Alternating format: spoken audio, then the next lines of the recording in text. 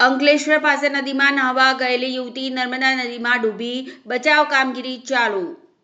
અંકલેશ્વર પાસે આવેલ golden bridge નીચે ગડખોલ પાટિયા પાસે આવેલ કોવિડ સ્મશાન નજીક આજે દુઃખદ ઘટના બની હતી। બિહારના નિવાસી અને હાલમાં અંકલેશ્વરની જલારામ સોસાયટીમાં વસવાટ કરતા હિન્દી ભાષી ભાઈ બહેન નર્મદા નદીના કિનારે નહાવા માટે ગયા હતા, ત્યારે બહેન મધુબેન દીપુસિંહ ઉંમર વર્ષ 22 પાણીમાં ગરકાવ થઈ ગઈ હતી।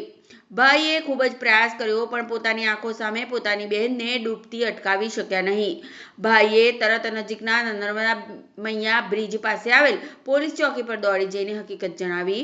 પોલીસ દ્વારા તાત્કાલિક સામાજિક કાર્યકર ધર્મેશ સોલંકીએ ઘટના સ્થળે પહોંચીને અંકલેશ્વર ફાયર વિભાગને પણ જાણ કરી હાલમાં શોધખોળની કામગીરી ચાલી રહી છે।